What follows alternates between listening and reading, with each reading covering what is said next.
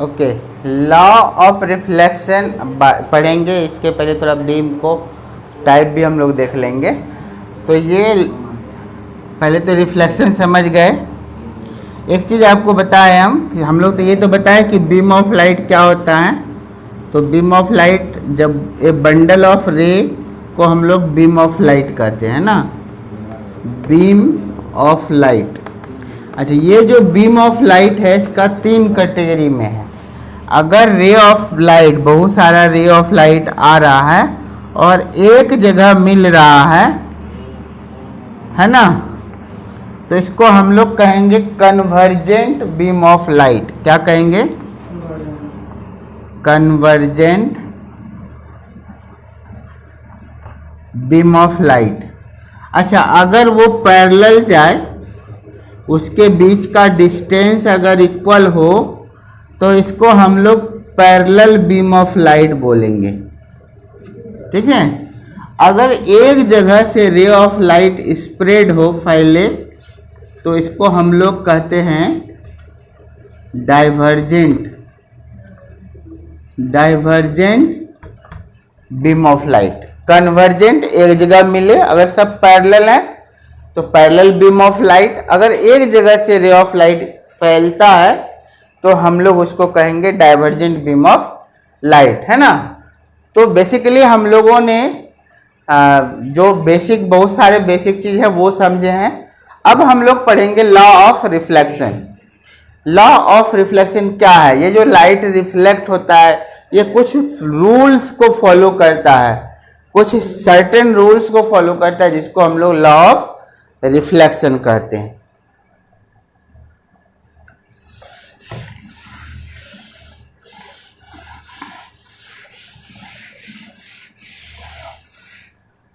Law of reflection,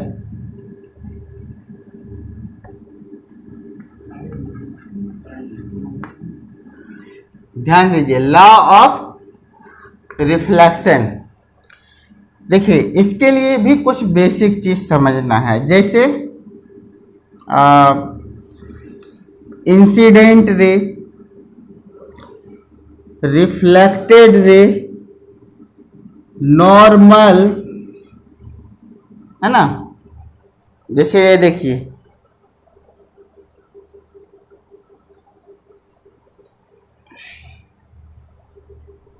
ये मान लीजिए एक सरफेस है, ठीक है, और इस सरफेस पे एक इधर से रे ऑफ लाइट आया, तो ये जो आने वाला लाइट है उसको इंसिडेंट रे बोलेंगे, और इसे टकरा करके जब इधर लौटता है ना, तो उसको हम लोग कहेंगे रिफ्लेक्टेड रे।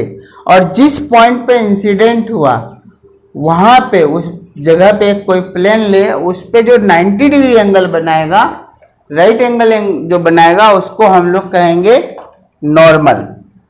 तो मान लीजिए कि ये जो है 90 डिग्री एंगल बनाता है, इसको हम लोग बोलेंगे नॉर्मल। क्या बोलेंगे? नॉर्मल, है ना। और ये रे ऑफ लाइट इधर से आया, तो इसको बोलिए इंसिडेंट रे, इंसिडेंट रे। और ये टकराने के बाद जो इधर लौट गया, इसको हम लोग बोलेंगे रिफ्लेक्टेड रे। और ये एक प्लेन हो गया। तो और भी कुछ चीज जानना है। ये जो इंसिडेंट रे है और ये जो रिफ्लेक्टेड रे है, ये रिफ्लेक्टेड रे और ये नॉर्मल है। तो ये जो इंसिडेंट रे है और नॉर्मल है, इसके बीच का जो एंगल होता है, इस एंगल को कहते हैं हम लोग एंगल ऑफ इंसिडेंट। क्या बोलते हैं इसको? Angle of incident. यह जगह कम है, यहां लिखते हैं एंगल ऑफ इंसिडेंट बोलते हैं। और ये जो नॉर्मल है और ये रिफ्लेक्टेड रे, इसके बीच का जो एंगल होता है, इस एंगल को, ये वाली एंगल को, ये, इसको हम लोग बोलेंगे एंगल ऑफ रिफ्लेक्शन। क्या बोलेंगे? Angle of reflection. तो यहां पे देखिए, ये सब अगर आपको डेफिनेशन इस चीजों का पूछा जाए तो क्या क्या बोलेंगे। तो हम लोग नॉर्मल से शुरू करते हैं। नॉर्मल का डेफिनेशन क्या है? अच्छा, इंसिडेंट रे, नॉर्मल, ये सब है ना normal. It is imaginary line, it is imaginary line perpendicular at the point on the on the surface, on the plane या surface at the point of incident।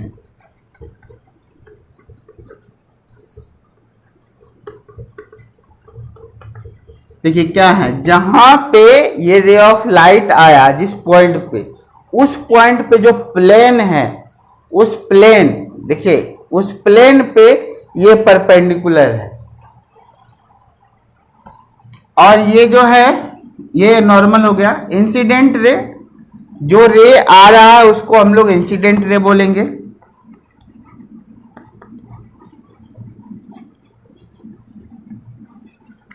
Rays coming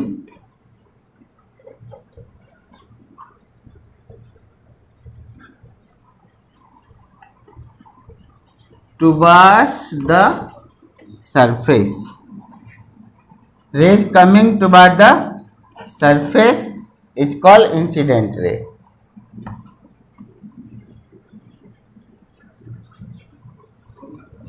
है ना, incident rays. अच्छा, reflected ray, raise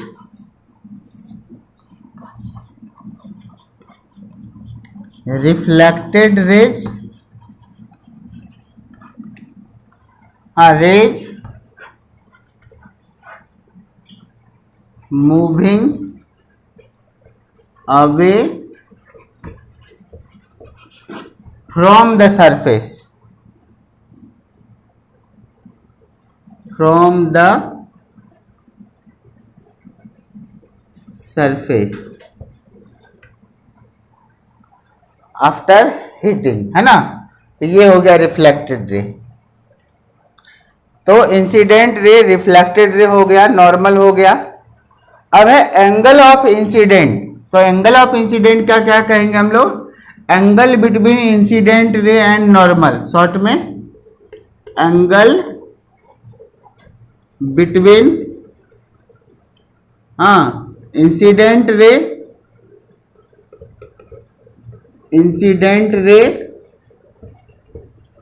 and normal,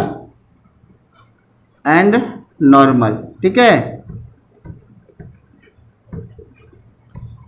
angle of incident किसको कहेंगे? Angle between incident ray and normal. ये जो incident ray है और ये नॉर्मल है, इसके बीच का एंगल जो होता है, इसको एंगल ऑफ इंसिडेंट बोलते हैं। इसको हम लोग जनरली स्मॉल आई से डिनोट करते हैं। और एंगल ऑफ रिफ्लेक्शन, तो हम लोग बोलेंगे, इसका डेफिनेशन आपको अपने से लिखना है। एंगल बिटवीन, यहाँ पे इंसिडेंट रे के जगह पर आप रिफ्लेक्टेड रे लिख देंगे। Angle between reflected ray and normal is called angle of reflection. Clear? तो हम लोग बेसिक समझ गए। और एक प्लेन है, ये सभी चीज, ये जो है इंसिडेंट रे, नॉर्मल, रिफ्लेक्टेड रे, ये सब एक ही प्लेन पे होता है। तो ये आप बोर्ड देख रहे हैं, ये बोर्ड एक प्लेन है, ठीक है। तो ये सारे एक ही प्लेन पे होता है। तो ये हम लोग यहाँ पे लॉ अभी तुरंत फट से लिख लेंगे। इसको आप नोट भी कर लेंगे, वीडियो पॉज करें और नोट कर ले। Okay,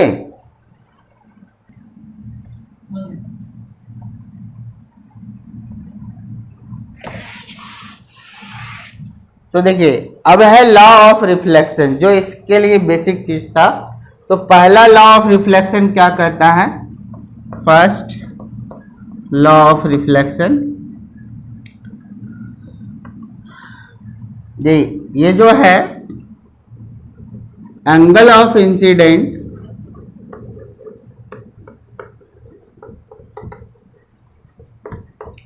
is equal to angle of reflection. यहाँ पे incident ray, angle of incident यानी ये आई, हम लोग इस तरह से इसको शॉर्ट में लिख सकते हैं मैथमेटिकली, आई, और इसको आर कहते हैं, reflected ray, angle of reflection को, i equal to r. Okay, second law क्या कहता है? इंसिडेंट रे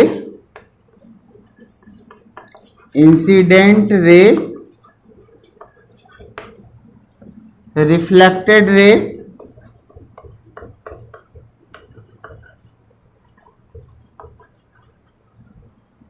एंड नॉर्मल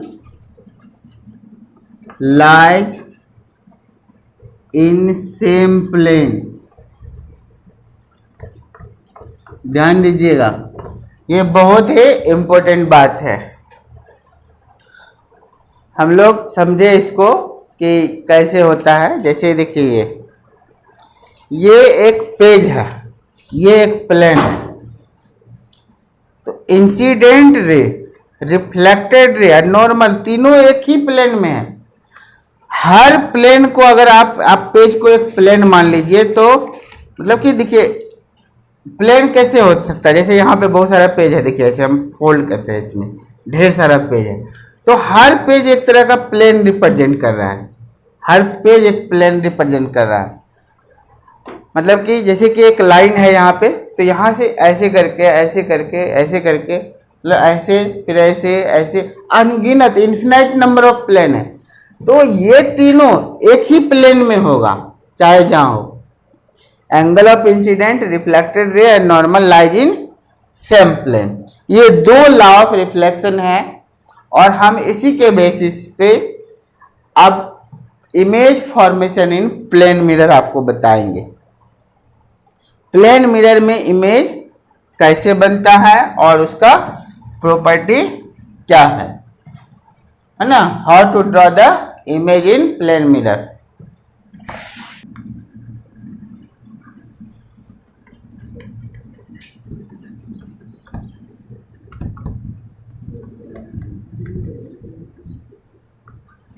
प्लेन मिरर में इमेज कैसे फॉर्म करता है ना? तो अभी हम लोग लेते हैं कि यहाँ पे कैंडल लेते हैं, ठीक है, एक कैंडल लिए हम लोग,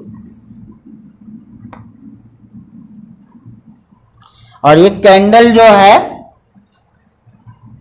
सपोज एक यहाँ पे मिरर है, इस मिरर के सामने रखा हुआ है ना, एक कैंडल यहाँ पे रखा हुआ है, और इस कैंडल से क्या होगा? रे ऑफ लाइट जाएगा। तो सपोज एक रे ऑफ लाइट यहां से जा रहा है। देखिए लाइट के का एक हम प्रॉपर्टी आपको नहीं बताएं, light travel in straight path. Light जो है स्ट्रेट पाथ में ट्रेवल करता है, सीधे रास्ते में, यानी कि लाइट बेंड नहीं होता है, लेकिन हम लोग पढ़ेंगे बेंड भी होता है। अगर जैसे कोई यहाँ पे अभी डस्ट पार्टिकल सब एटमॉस्फेयर में है, तो जो छोटा छोटा डस्ट पार्टिकल है, वो डस्ट पार्टिकल से भी लाइट मुड़ के भी जाता है, तभी हम लोग लाइट पास हो रहा है। लेकिन उस छोटा सा bending of ray of light के फिनोमेना को हम लोग कहते हैं डिफ्रैक्शन, ठीक है। तो वो पार्ट अभी नहीं, हम लोग एज्यूम करेंगे कि लाइट इज गोइंग स्ट्रेट। अगर ऐसा नहीं होता तो शैडो नहीं बनता। जैसे अभी बल्ब जल रहा है उस तरफ, तो हमारे पीछे में हमारा शैडो बन रहा है, क्योंकि वो लाइट हमारे से सीधे ऐसे घूम करके नहीं गया, सीधे चला गया। तो सीधे जाने के कारण क्या हुआ, यहाँ पे ओपेक ऑब्जेक्ट मिल गया, तो ये इसके लाइट को ब्लॉक कर दिया, पीछे जाने नहीं दिया। यानी कि आप जब ओपेक ऑब्जेक्ट रखते हैं तो उसका शैडो दूसरी तरफ बनता है। इधर से अगर लाइट जा रहा है तो ड्यू टू कि बिकॉज कि लाइट स्ट्रेट पाथ में ट्रेवल करता है, बेंड करके नहीं। ठीक है, तो लाइट स्ट्रेट पाथ में हम लोग कंसीडर करेंगे।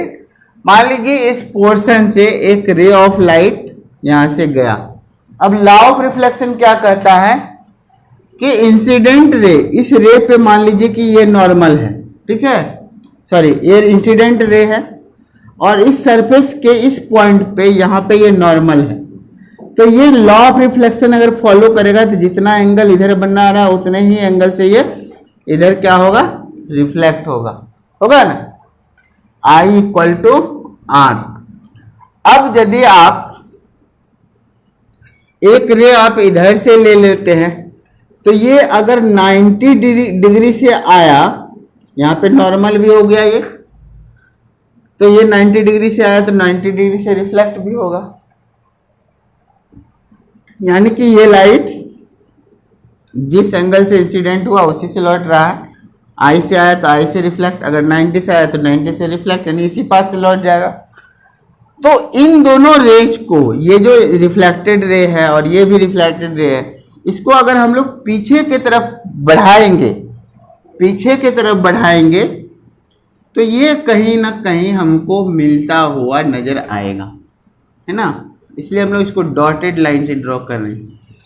तो इसका ये पीछे की तरफ मिलता हुआ नजर आ रहा है, यहां पे हमारा इमेज बनेगा। ठीक है, तो इमेज इस तरह से प्लेन मिरर में फॉर्म करता है। एक्चुअली देखिए बीम ऑफ लाइट है, लाइट तो सब जगह से जा रहा है, लेकिन हम लोग डायग्राम बनाने के लिए केवल दो ही रेज लेंगे, एक लिया यहां से और एक नॉर्मली लेंगे। ठीक है, ये पीछे लाइट गया नहीं, इसलिए क्योंकि ये प्लेन मिरर है, तो प्लेन मिरर में इमेज क्या बनेगा, वर्चुअल बनेगा। कैसा बनेगा, वर्चुअल, नॉट रियल। हाँ, नॉट रियल। अब हम लोग इसको समझेंगे कि रियल इमेज क्या होता है, वर्चुअल इमेज क्या होता है। थोड़ी सी बातें पहले ये समझ लें कि ये जो इमेज है रियल वर्चुअल इमेज है। क्यों है, क्योंकि रे ऑफ लाइट ये सचमुच में पीछे नहीं गया, ये ऐसा लगता है जाते हुए। और इस इमेज को हम लोग यहाँ पे अगर कोई स्क्रीन लगा देंगे तो वहाँ पे हम स्क्रीन पे इमेज नहीं मिलेगा, यानी कि ये वर्चुअल इमेज है, नॉट रियल। अच्छा, दूसरा क्या है इमेज, प्लेन मिरर का इमेज का प्रॉपर्टी, ये जितना साइज का है उतना ही साइज का वो होगा, यानी कि equal in size. Equal in size, size image और ऑब्जेक्ट दोनों का होगा। एट इक्वल डिस्टेंस, इस मिरर से ये जितना डिस्टेंस पे होगा उतना ही पीछे होगा ये। हाँ, at equal distance, equal distance. ठीक है, और उसके बाद प्रॉपर्टी है इरेक्ट, सीधा। ये उसका टॉप इसके टॉप में ही दिख रहा है, इरेक्ट, सीधा, और लेटरली इन्वर्टेड। लेटरली इन्वर्टेड, ठीक है। यानी लेटरली इन्वर्टेड क्या क्या है, जैसे कि ये हम ऐसे खड़े हैं, हमारा ये राइट पोर्शन लेफ्ट में दिखेगा और लेफ्ट पोर्शन राइट में। ऐसा क्यों होता है, थोड़ा सा ध्यान दीजिए। जैसे मान लीजिए कि जो रे ऑफ लाइट इधर से आ रहा होगा यहाँ पे, जैसे मान लीजिए कि एक मेरा इस फेस से इस वाले पोर्शन से लाइट इधर जा रहा है तो ये सीधा गया। अगर इस पोर्शन से इधर भी जा रहा है, इधर भी जा रहा है, तो इस पोर्शन वाला लाइट भी तो उधर जा रहा होगा सीधा, तो इधर वाला उस तरफ चला गया, इधर वाला इधर चला गया। यानी हमारे लेफ्ट राइट पार्ट लेफ्ट के तरफ और लेफ्ट पार्ट का राइट तरफ पार्ट इमेज बनता है। तो हम लोग इमेज यहाँ पे जो प्लेन मिरर में बनता है वो लेटरली इन्वर्टेड होता है, यानी लेफ्ट पोर्शन राइट में, राइट पोर्शन लेफ्ट में दिखाई पड़ता है। ओके, तो हम लोगों ने image formation in plane mirror और इमेज का प्रॉपर्टी समझ गए। इसमें एक चीज हम लोग को वर्चुअल इमेज और